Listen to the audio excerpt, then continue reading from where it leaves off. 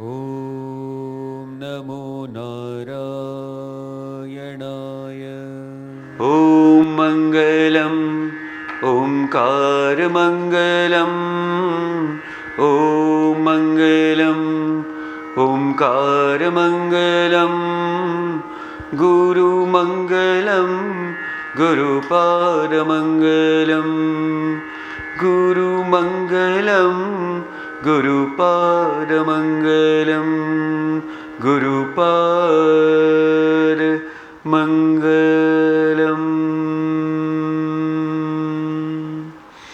ॐ श्री गणेशाय नमः। ॐ श्री सरस्वत्यै नमः। ॐ श्री गुरुभ्यो नमः। ॐ समस्तजनकल्याणे निरतं करुणामयं नमामि चिन्मयं देवं सद्गुरुं ब्रह्मविद्वरम्। ॐ सच्चिदानन्दरूपाय विश्वोत्पत्त्यादिहेतवे तापत्रयविनाशाय श्रीकृष्णाय वयं नुमः। हरिः ओम्। हरि ओम। सभी का आज के तत्वबोध इस सत्संग में बहुत बहुत स्वागत है। हम सब लोग मिलकर इस सुंदर ग्रंथ का अभ्यास कर रहे हैं जिसको प्रकरण ग्रंथ कहते हैं। आदि शंकराचार्य जी ने इस ग्रंथ की रचना की है, तो साथ में शुरुआत जो करते हैं वो हम मंगलाचरण श्लोक से करेंगे। वासुदेवेन्द्र योगीन्द्रं नत्वा ज्ञानप्रदं गुरुं मुमुक्षूणां हितार्थाय तत्वबोधो विधीयते। हरि ओम। भगवान को, गुरु को प्रणाम करके आदि शंकराचार्य जी कहते हैं कि मुमुक्षु जो है, जो हमने हमारे पिछले चर्चा में शायद बहुत अच्छे से जाना कि मुमुक्षु कौन है। इस सारे बॉन्डेज से, यानी ये जो अज्ञान जनित हमारे जीवन में ऐसा एक बंधन आके बैठा है जो दिखता तो है नहीं हाँ, जो दिखता नहीं है बट बंधन है। ये जान में कैसे आता है, ये समझता कैसे है?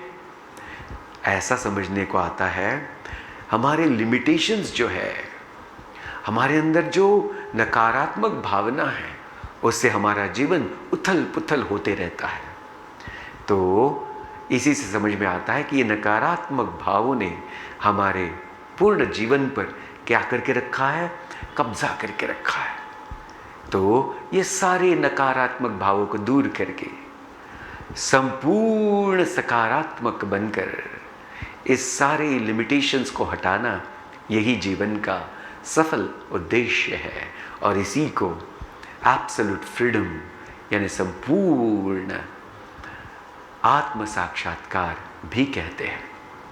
तो ऐसे मुमुक्षु कि जिसको इसकी प्राप्ति करनी है, आत्म साक्षात्कार की प्राप्ति, तो ऐसे इस तत्वबोध में हम आ गए हैं। भी पिछले हमारे सत्र में हमने देखा था तत्व विवेककः आत्मा सत्यम तद अन्यत सर्वं मिथ्येति। आत्मा एकम सत्य, ये क्या है? तत्व विवेक यानी एनालिसिस। हमारे जीवन में हमको हर चीज को समझना और शास्त्र के दृष्टि से समझना बहुत जरूरी होता है। तो जैसे चीज है उस चीज को वैसे ही देखना, इसके लिए ज्ञान बहुत जरूरी है। और कौन सा ज्ञान? आत्मज्ञान। क्योंकि ये चीज जैसे दिखती है वैसे वो होती नहीं है। तो पिछली बार हमने देखा था कि जो वस्तु है और ये संसार के सारे जो पदार्थ है, इन सारे पदार्थों को मिथ्या क्यों कहा गया है, असत क्यों कहा गया है? क्योंकि नाम रूप से जो यहाँ इस पूरे संसार में रहते हैं, तो ये नाम और रूप जो है वो तो अशाश्वत है। कोई भी नाम और कोई भी रूप कैसा है? अशाश्वत है। तो इसका आधार जो है, हर एक नाम और रूप का जो आधार है, वहीं एक सत्य है, और वो सत्य आत्मा है। और इस आत्मा को आज शंकराचार्य जी तत्वबोध के इस सुंदर ग्रंथ से हम सबको बताने वाले हैं। आत्मा कह, तो कहते हैं आत्मा क्या है? तो ये पूरे ग्रंथ में प्रश्न और उत्तर इसी तरह से सारी बातों को समझाया है। तो अभी प्रश्न क्या है? प्रश्न है आत्मा क्या है? उत्तर है स्थूल सूक्ष्म कारण शरीराद व्यतिरिक्तः। स्थूल सूक्ष्म कारण शरीराद व्यतिरिक्तः पंचकोशातीतः सन्, पंचकोशातीतः सन्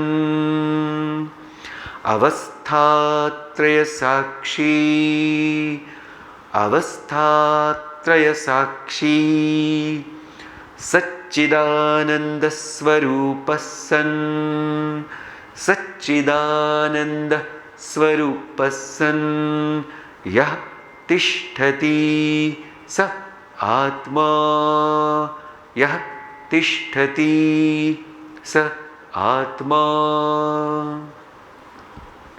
आत्मा का सुंदर वर्णन है, इसको डेफिनेशन भी कह सकते हैं। तो कहते हैं स्थूल सूक्ष्म कारण शरीराद व्यतिरिक्तः।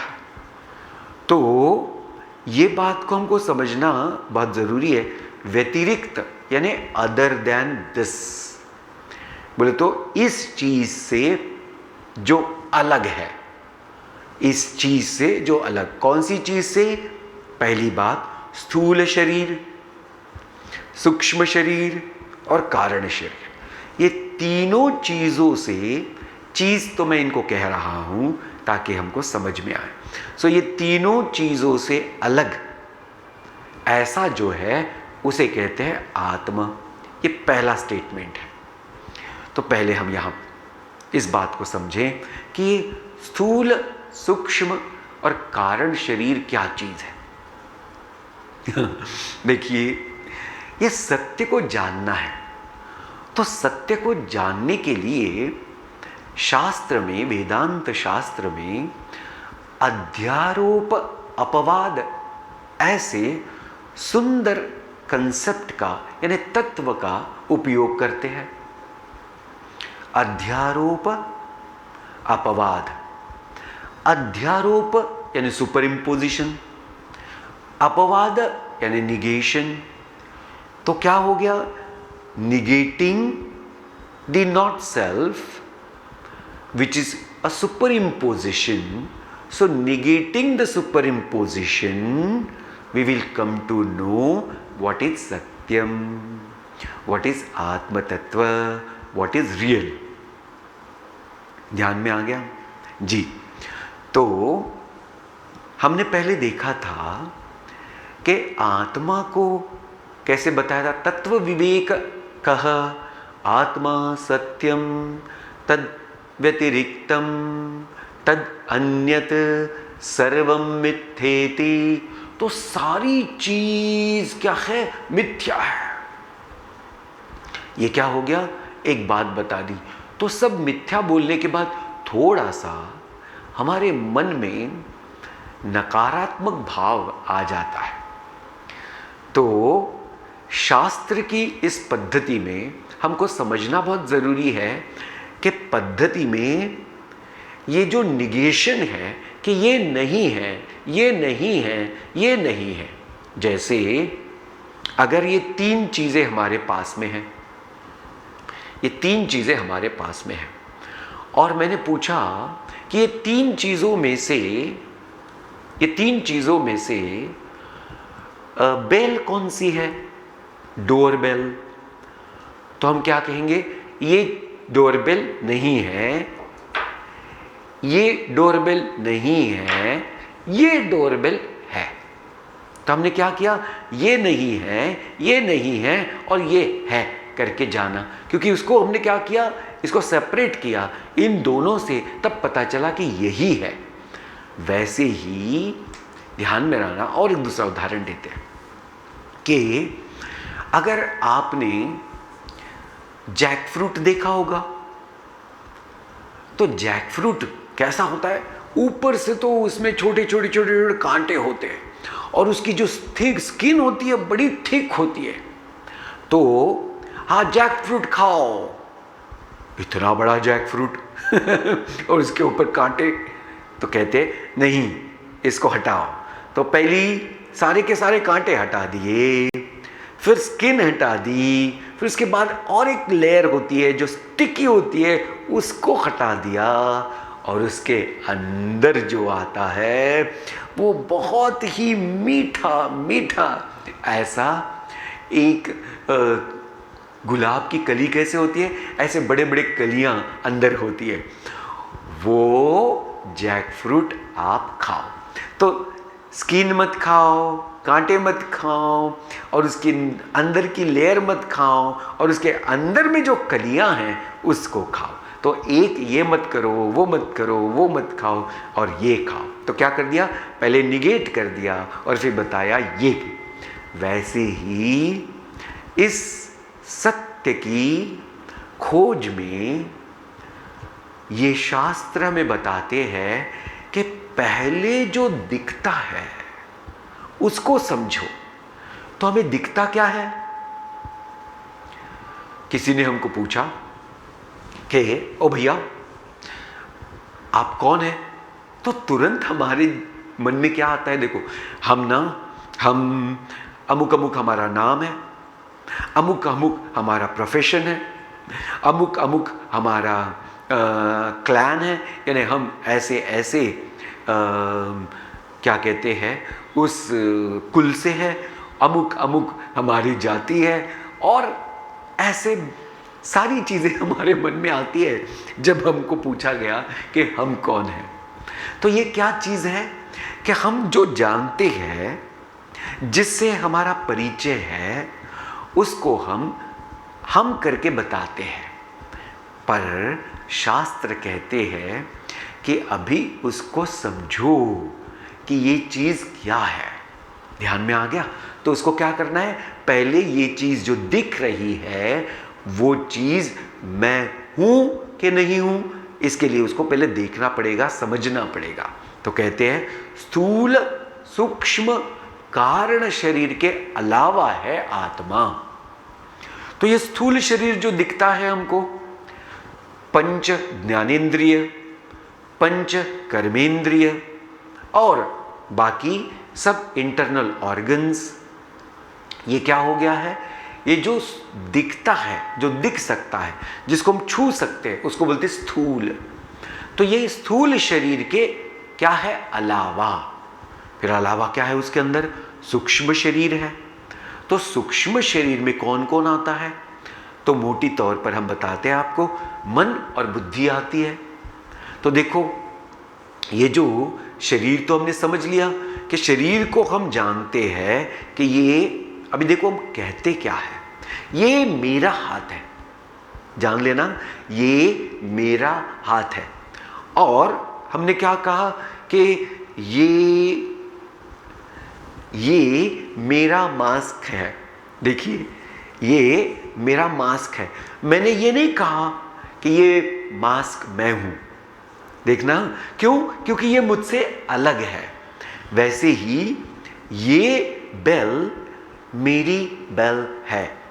मैंने ये नहीं कहा मैं बेल हूं। वैसे ही मैंने क्या कहा? ये मेरा हाथ है। मैंने ये नहीं कहा मैं हाथ हूं। यानी इसकी जानकारी पहले से हमको है, बट उसकी समझ ये नहीं कि हम ऐसा क्यों कहते हैं, है ना? तो इसी यहां जान रहे हैं कि जिस चीज को हम दिस करके जानते हैं, इट इज, दिस इज, तो वो क्या हो गई है? हमसे अलग हो गई है। तो वैसे ही शरीर को हम दिस इज माई बॉडी करके जानते हैं। इससे इस समझ में आता है कि this body is something different than me. ये शरीर मेरे से कुछ अलग है, ये समझ में आता है। अभी हम मन की तरफ जाते, सूक्ष्म शरीर। तो पहले क्या बोला? स्थूल शरीर के अलावा। अभी बोला सूक्ष्म शरीर के अलावा। तो सूक्ष्म शरीर क्या है? मन और बुद्धि। मन क्या चीज है?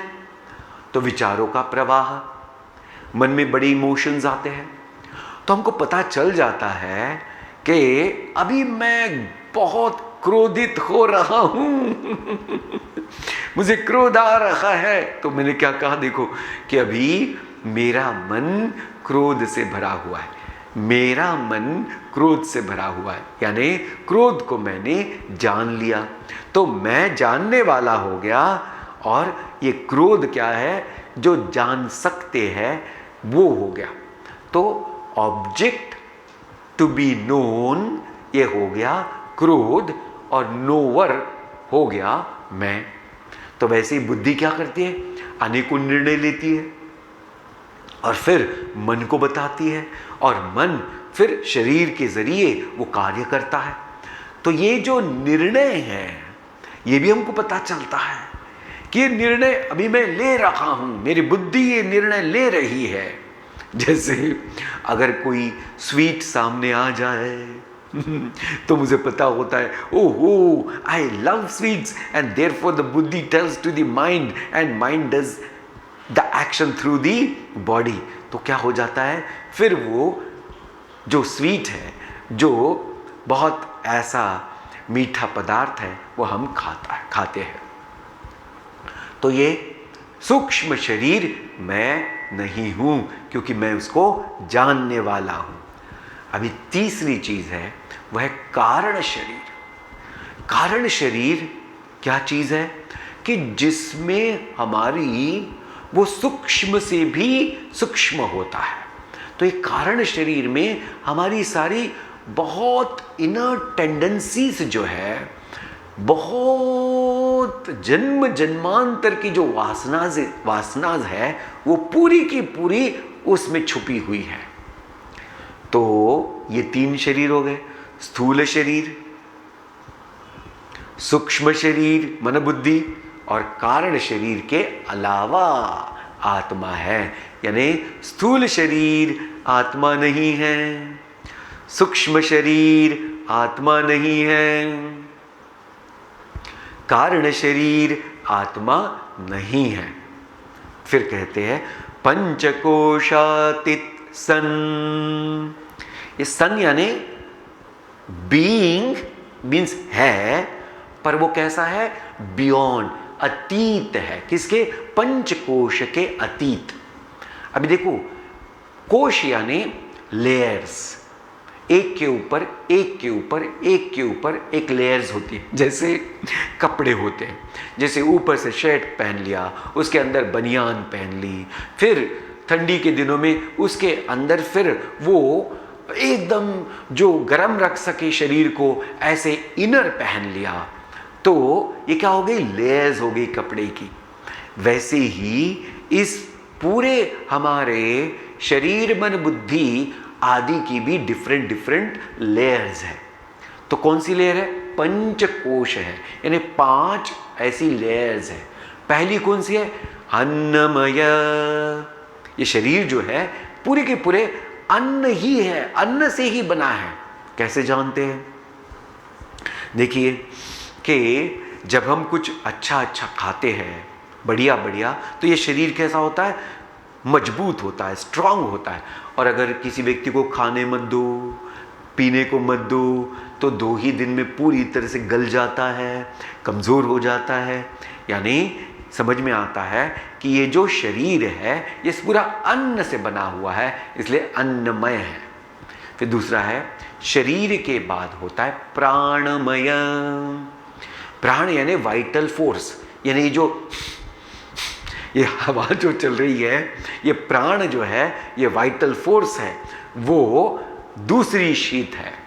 तीसरी शीत मनोमय। मन जो है, जहाँ विचार होते हैं, जहाँ हमारे सारे के सारे इमोशंस होते हैं, वो तीसरी शीत है। चौथी विज्ञानमय, जहाँ हम जानते हर चीज़ को कि ये चीज़ ये है, वो चीज़ वो है, हर चीज़ का वहाँ ज्ञान होता है, ऐसा है विज्ञानमय कोश। यानी चौथा है वो विज्ञानमय कोश यानी लय। और पांचवा है आनंदमय कोश, यानी ये कारण शरीर में जहाँ सब कुछ पूरी तरह से होमोजीनियस, ऐसा इग्नोरेंस है। यानी उसका एक उदाहरण दे सकते हैं कि जब गहरी नींद में कोई होता है, गहरी नींद में, तो गहरी नींद में क्या होता है? कुछ होता ही नहीं। क्यों? कि वहां पदार्थ नहीं होते हैं, न मन और बुद्धि होते उस पदार्थ को जानने वाले, बस वहां कुछ नहीं जानते, ऐसा एक बहुत बड़ा विचार होता है, तो जिसको कहते हैं अज्ञान वृत्ति। तो जहां संपूर्ण तरह से आनंद तो है, लेकिन कैसा है? अज्ञान रूप आनंद है, कि जहां हमको ये समझ में नहीं आ रहा है कि ये चीज क्या है। तो 5 शीत हमने देखी। पहला है अन्नमय शरीर, वो आत्मा नहीं है, आत्मा उसके परे है। फिर दूसरी शीत प्राणमय, ये वाइटल फोर्स, हवा जो चलती है, ये आत्मा नहीं है, आत्मा उससे परे है। तीसरी बात मनोमय कोश, जो सारी इमोशंस है वो आत्मा नहीं है, उससे परे है। उससे परे क्या है? विज्ञानमय कोश। ये जो बुद्धि है, इस बुद्धि में ये जानने की जो कला है, वो मैं नहीं हूँ, वो आत्मा नहीं है, तो उससे परे है। उससे परे क्या है? आनंदमय कोश, संपूर्ण अविद्या रूप, ऐसा वहाँ एक अनुभव है, तो वो कहते हैं आनंदमय कोश। संपूर्ण अविद्या यानी संपूर्ण अज्ञान अवस्था, ऐसे आनंदमय कोश। बोले वो भी मैं नहीं हूं, उससे भी परे। तो दूसरी बात हमने जान लिया। पहली बात क्या जानी? कि आत्मा स्थूल शरीर नहीं है, सूक्ष्म शरीर नहीं है, कारण शरीर नहीं है, इससे अलग है। फिर अभी क्या कहा? कि आत्मा पंचकोश से अतीत है, यानी आत्मा ये पंचकोश से अतीत, बियॉन्ड है। तो पंचकोश कौन से है? अन्नमय कोश आत्मा नहीं है, प्राणमय कोश आत्मा नहीं है, मनोमय कोश आत्मा नहीं है, विज्ञानमय कोश आत्मा नहीं है, आनंदमय कोश आत्मा नहीं है। फिर बताइए ना क्या है? रुको ना हम बताने वाले आपको। एक और बात पहले ध्यान देना। कौन सी जी? अवस्था त्रय साक्षी।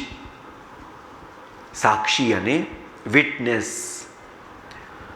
विटनेस, साक्षी यानी विटनेस। जो एक व्यक्ति हर चीज को देखता तो है, बट उस चीज में वो इन्वॉल्व नहीं रहता है, ऐसी जो चीज है। जैसे ये पूरी की पूरी स्पेस जो है, आकाश जो है, इस आकाश में सब घटित हो रहा है, बट आकाश का इसके साथ कोई संबंध नहीं है। क्यों? आकाश सिर्फ इस चीज को क्या कर रहा है? अकोमोडेट कर रहा है। वैसे ही साक्षी जो है, यहां क्या बोला गया? अवस्थात्रय साक्षी। तो यहां आत्मा का एक रूप बताया गया कि आत्मा साक्षी रूप है। अभी ये नहीं है, ये नहीं है, ये नहीं बोल करके ये है, पहली बार यहां बोला गया है। अवस्थात्रय साक्षी, witness of all the 3 states of consciousness. ये कौन सी 3 स्टेट्स है? ये कौन सी 3 अवस्थाएं हैं? समझ लीजिएगा। पहली अवस्था है waking state. What is a waking state? ये जो जागृत अवस्था है, जहां व्यवहार होता है, गिव एंड टेक। जैसे हम यहां से कुछ बात कर रहे हैं और आप सुन रहे हैं, तो क्या हो रहा है? हमारे बीच में कुछ गिव एंड टेक हो रही है। तो इसके कहते हैं वेकिंग वर्ल्ड, जहां गिव एंड टेक एक्चुअल पदार्थों की होती है। यह है जागृत अवस्था, जहां सारे के सारे इंद्रियां बड़ी एक्टिव होती है और वो इस जगत के पदार्थों के साथ ये इंटरैक्शन चलते रहता है। यह है जागृत अवस्था। इस जागृत अवस्था का साक्षी जो है वह है आत्मा। पहली बात। फिर बोलते हैं दूसरी अवस्था कौन सी है? स्वप्न अवस्था। स्वप्न अवस्था में तो ये शरीर के जो इंद्रियां है वो तो एकदम शांत रहती है, बट मन बड़ा एक्टिव होता है। तो मन के पर्दे पर मन के जरिए कुछ प्रोजेक्शन होता है, विक्षेप कहते हैं उसको। यानी मन के पर्दे पर जो मन ने कुछ अनेकों अनुभव किए हैं, उसी अनुभव को मन क्या करता है? प्रकाशित कर देता है। तो इस स्वप्नावस्था में एक्चुअली कुछ होता नहीं है, पर सिर्फ होता हुआ ऐसा प्रतीत होता है होते हुए प्रतीत होता है। जैसे देखो, एक जादू का खेल होता है ना जादू का खेल। वो जादू के खेल में वो जादूगर एक क्या कहते हैं, एक कटोरा लेता है और कटोरे में से एकदम से वो कुछ खाने के पदार्थ निकालता है। वो गुलाब जाम निकल गया, एक दूसरा गुलाब जाम निकल गया, वो तीसरा गुलाब जाम निकल गया। हाँ जी, दिखता तो है पर उसमें होता कुछ नहीं है। वैसे ही ये सपने में हमको लगता तो है कि ये सब कुछ हो रहा है, लेकिन होता कुछ नहीं है। सिर्फ मन की कल्पना मात्र होती है, बाकी कुछ नहीं। तो ये दूसरी अवस्था जो है स्वप्न अवस्था, इसका भी जो साक्षी है वह है आत्मा। अभी तीसरी अवस्था तो बोलते कौन सी अवस्था है? सुषुप्ति अवस्था।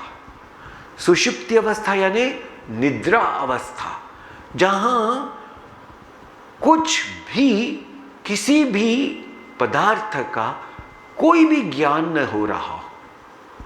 तो कैसे है? इंद्रियां सब के सब संपूर्णतः शांत है, उसमें कोई व्यवहार की बात नहीं है। मन भी पूरी तरह से शांत है, एज इफ वो नहीं ही है। बुद्धि भी कैसे? संपूर्णतः शांत है, एज इफ वो नहीं है। एज इफ यानी जैसे कि वो नहीं है। तो ऐसे होती है सुषुप्ति अवस्था, जहां शरीर और मन और बुद्धि तीनों ही ऐसे एकदम से बीज रूप से वहां रहती है। बीज रूप कि जहां वो है कि नहीं है समझ में नहीं आता है। जैसे बीज में वृक्ष तो है, लेकिन वो दिखाई नहीं दे रहा है अभी पूरी तरह से। उस बीज में वृक्ष क्या है? अनमैनिफेस्टेड स्टेज में है, यानी अव्यक्त अवस्था में वहां है। वैसे ही ये शरीर और मन बुद्धि वहां है, पर वो कोई कार्य नहीं हो रहा है, वहां एकदम से पूरी तरह से शांत है। और कौन सी एक वृत्ति है? संपूर्ण एक ही वृत्ति है। वो कौन सी वृत्ति है? मैं नहीं जानता, यानी कुछ भी मैं जानता नहीं हूं, बस एक ही वृत्ति है। और इस वृत्ति को भी जो जानने वाला है वो है साक्षी, और वो साक्षी जो है वो है आत्मा। तो देखिए, जब कोई नींद से जाग जाए, अभी नींद में, गहरी नींद में था ये व्यक्ति, और आपने उसको जगा दिया, अभी वो उठ के खड़ा हो गया, आप उसको पूछो, ओ भैया आपकी नींद कैसे हुई? अगर वो ठीक से सोया हो तो बोलेगा, आहा बहुत बहुत मजा आया, एकदम से फ्रेश लग रहा है। अभी आप देखो कि ये नींद में एक्चुअली मन बुद्धि थी ही नहीं, कोई इंद्रिया थी ही नहीं, लेकिन फिर भी अनुभव जो हुआ वो किसकी वजह से? उस साक्षी आत्मा की वजह से।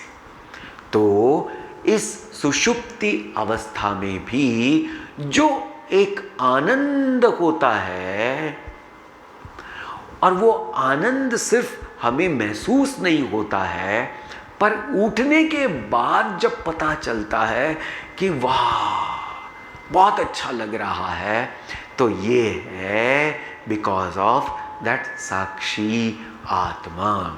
तो क्या कहा है? शरीर जो कार्यरत होता है उस अवस्था को कहते हैं जागृत अवस्था। जब शरीर कार्यरत नहीं होता है, सिर्फ मन का कार्य चलता है, ऐसी जो अवस्था है उसको कहते हैं स्वप्न अवस्था, जहां सिर्फ प्रतीत होता है पर एक्चुअली कुछ होता नहीं है। तीसरी अवस्था सुषुप्ति अवस्था, जहां शरीर, मन और बुद्धि बीज रूप से वहां रहते हैं। अव्यक्त अवस्था जैसी रहती है, उसका भी जो साक्षी है वह है आत्मा। ओहो, बस तो क्या मैं मान लूं कि बस साक्षी ही आत्मा है? अरे भैया रुको ना अभी भी कुछ रह गया। हाँ जी, अभी क्या कहते हैं? सच्चिदानंद स्वरूप सन, सच्चिदानंद स्वरूप सन, ये है कैसे? Being of the nature of, यानी ये कैसा है? ये इस स्वरूप का है। कौन से स्वरूप का? सत चित आनंद। सत यानी एग्जिस्टेंस, चित यानी कॉन्शियसनेस, और आनंद यानी ब्लिस। तो ये आत्मा का जो स्वरूप है वो कैसा है? सत चित आनंद है।